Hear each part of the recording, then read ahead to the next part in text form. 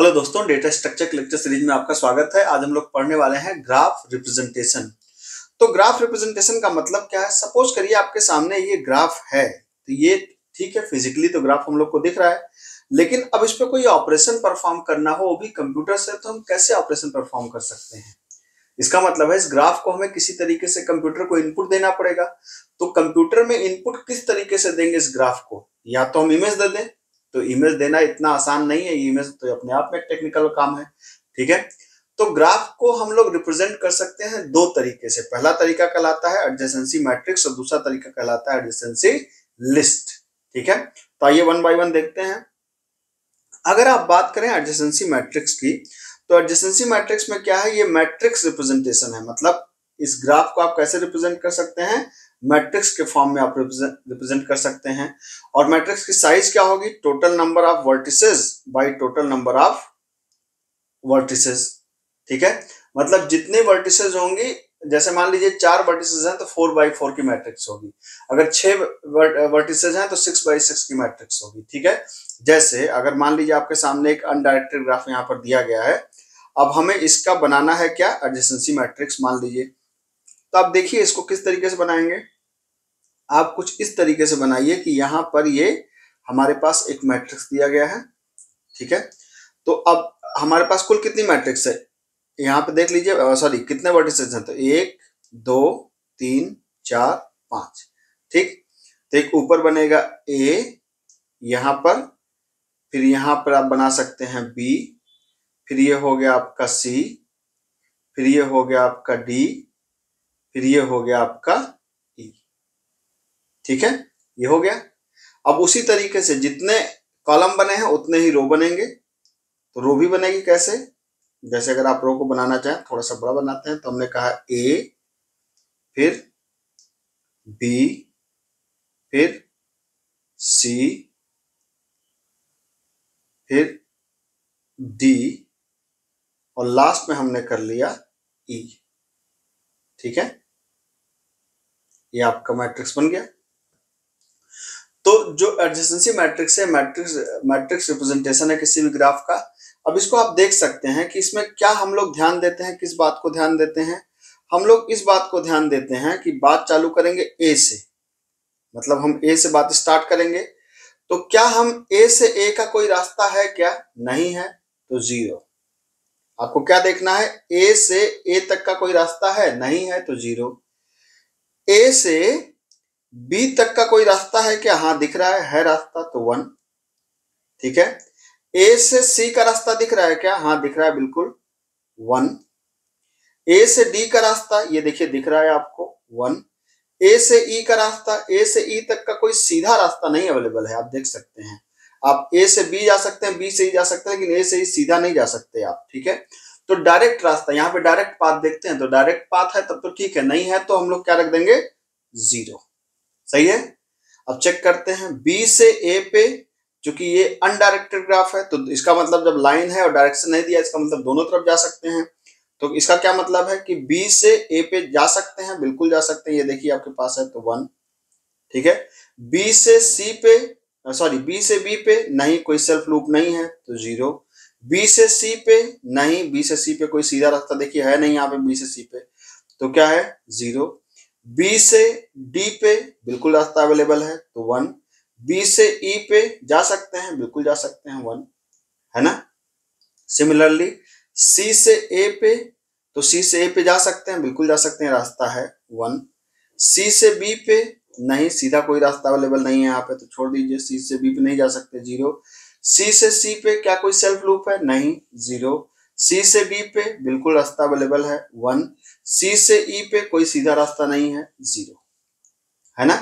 फिर देखिए डी से ए पे है रास्ता, यहाँ पे देख सकते हैं है रास्ता, तो 1। डी से बी पे बिल्कुल रास्ता यहाँ पे है, तो 1।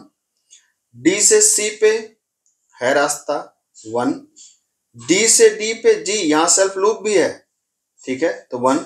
डी से ई पे बिल्कुल है, 1, मतलब डी से सब पे जा सकते हैं। अब ई से देखें, तो ई से ए पे नहीं, सीधा रास्ता अवेलेबल नहीं है, 0। ई से बी पे हाँ बिल्कुल रास्ता अवेलेबल है, 1। ई से सी पे, ई से सी पे कोई रास्ता है नहीं, इन दोनों के बीच में आपस में कोई रास्ता नहीं है, ठीक है, तो 0। फिर ई से डी पे बिल्कुल रास्ता है तो 1। ई से ई पे खुद से खुद पे नहीं, तो ये जो बन गई आपको, this is known as adjacency matrix, ठीक है। अगर मान लीजिए कि इसी चीज को अगर आपको बनाना हो, मान लीजिए मैंने कहा कि समय बचाने के लिए मैं काम करता हूं, किसी को कॉपी कर लेता हूं, अगर ऐसा ही आपको दिया गया हो, ठीक है, आपको दिया गया हो, लेकिन इस बार क्या है, इस बार हमारे पास क्या है, इस बार हमारे पास ये जो मैट्रिक्स है, ये इस बार डायरेक्टेड ग्राफ दिया गया है, ठीक है। इस बार क्या दिया गया है, इस बार हमारे पास दिया गया है डायरेक्टेड ग्राफ, मतलब डायरेक्शन दिया गया है कि हम कहां से कहां जा सकते हैं और कहां से कहां नहीं जा सकते, ये देख सकते हैं आप यहाँ पे, ठीक है। तो जब चूंकि यहाँ पे डायरेक्शन दिया गया, पिछली बार सेल्फ था, मतलब सेम था, लेकिन डायरेक्शन नहीं दिया गया था, इस बार डायरेक्शन दिया गया है, तब क्या करेंगे, डायरेक्शन के हिसाब से इसको मैप करेंगे। बिल्कुल सिंपल सी बात है। कैसे, आप देखिए ए से ए पे रास्ता है नहीं है, ए से ए पे कोई रास्ता नहीं, 0। ए से बी का रास्ता है बिल्कुल है, ए से सी का रास्ता है बिल्कुल है, एरो इधर की तरफ है 1। ए से डी का रास्ता है नहीं, अब देखिए ए से डी पे रो तो है, लेकिन ये कह रहा है कि डी से ए पे आप आ सकते हैं, ये देखिए यहाँ पे है ना डायरेक्शन, ठीक है। तो ए से डी पे जाने का रास्ता नहीं है, तो क्या हो जाएगा, ये हो जाएगा आपको, एक मिनट, ये हो जाएगा 0। और ए से ई पे जा सकते हैं, ए से ई पे सीधा रास्ता नहीं है 0। फिर बी से ए पे, आप एकदम जल्दी से देखते जाइए, बी से ए का रास्ता नहीं है, ए से बी पे जा सकते हैं, बी से ए पे नहीं जा सकते, तो ये हो गया 0। बी से बी पे सेल्फ लूप नहीं है 0। बी से सी पे, बी से सी पे कोई रास्ता अवेलेबल नहीं है 0। बी से डी पे बिल्कुल रास्ता यहाँ पे अवेलेबल है, एरो दिख रहा है तो 1। बी से ई पे यहाँ पे भी रास्ता अवेलेबल है तो 1, ठीक है। फिर देखिए सी से ए पे, यहाँ पे हम इसको भरने वाले हैं, तो सी से ए पे क्या कोई रास्ता है नहीं है 0। सी से बी पे कोई रास्ता नहीं है 0। सी से सी पे खुद पे नहीं है। सी से डी पे रास्ता अवेलेबल है तो 1। सी से ई पे नहीं, कोई सीधा रास्ता अवेलेबल नहीं है 0। डी से ए पे आप देख सकते हैं, डी से ए पे रास्ता अवेलेबल है तो जा सकते हैं 1। डी से बी पे, डी से बी पे सीधा रास्ता नहीं है तो क्या है 0। डी से सी पे, डी से सी पे क्या है, आप देख सकते हैं कि कोई, आप सी से डी पे तो जा सकते हैं, डायरेक्शन दिया गया ना, इस बार डी से सी पे नहीं जा सकते तो 0। डी से डी पे, जी बिल्कुल सेल्फ लूप है यहाँ पे तो 1।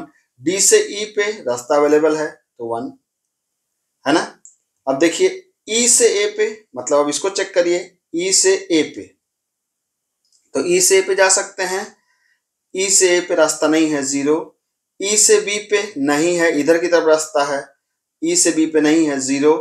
ई से सी पे नहीं है, बिल्कुल नहीं है। ई से डी पे नहीं है, ई से ई पे नहीं है, मतलब ई के पास जाने के बाद तो आप कहीं नहीं जा सकते। तो ये बन गई आपकी क्या, एडजेसेंसी मैट्रिक्स। तो ये है आपकी एडजेसेंसी मैट्रिक्स, और ये भी है आपकी एडजेसेंसी मैट्रिक्स, ठीक है। ये यहाँ पे क्या था, यहाँ पे अनडायरेक्टेड ग्राफ था, मतलब यहाँ पे इस लाइन का मतलब था कि इधर भी जा सकते हैं, इधर भी जा सकते हैं, लेकिन जब डायरेक्शन दे दिया गया तो इसका मतलब कि अगर हम ए से बी पे ही जा सकते हैं तो बी से ए पे नहीं जा सकते, ठीक है, डायरेक्शन दे दिया गया है, ठीक है।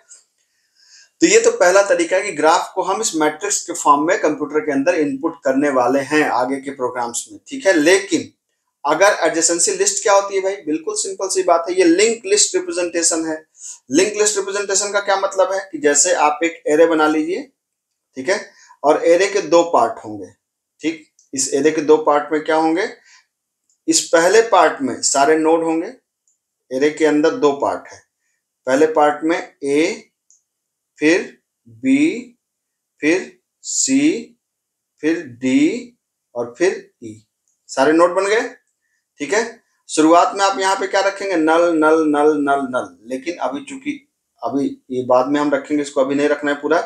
अब देखेंगे कि ए से हम कहाँ कहाँ जा सकते हैं, तो ए से हम जा सकते हैं कहाँ पे, बी पे और सी पे। तो जहां जहां जा सकते हैं तो उसको यहां से लिंक कर दीजिए। ए से जा सकते हैं हम बी पे, ठीक है, ए से जा सकते हैं बी पे, तो बी एक नोड बन जाएगी, और कहां पे जा सकते हैं, सी पे, सी एक नोड बन जाएगी। तो ये बन गया आपका एडजेसेंसी लिस्ट। आप सपोज करिए कि यहाँ पे क्या हो जाएगा, यहाँ पे हो जाएगा, थोड़ा बड़ा कर लो भाई इसको, सी पे जा सकते हैं, तो ये हो गया सी और ये हो गया आपका नल, ठीक। अब बी से कहाँ कहाँ जा सकते हैं, बी से हम जा सकते हैं डी पे और ई पे, है ना, ये दो जगह रास्ता है। तो बी से कहाँ जा सकते हैं, आप एक बार जा सकते हैं बी से, एक बार जा सकते हैं डी पे, तो ये हो गया आपका डी। और कहाँ जा सकते हैं, और जा सकते हैं ई पे, तो ये हो गया ई। क्या और कहीं जा सकते हैं, नहीं जा सकते, तो इसको क्या कर दीजिए, इसको नल कर दीजिए, खत्म। सी से कहाँ कहाँ जा सकते हैं, सी से सिर्फ एक जगह आप जा सकते हैं, कहाँ पे, डी पे।